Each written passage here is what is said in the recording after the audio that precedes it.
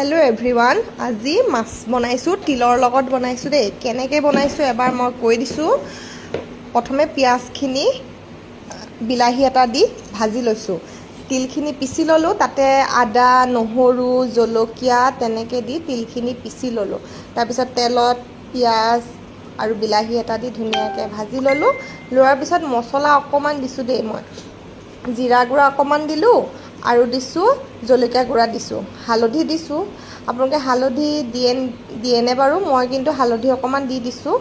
তাৰপিছত দিছোঁ ধুনীয়াকৈ তিলখিনি দি দিলোঁ দি পেলাই ভাজিছোঁ ভাজি পেলাই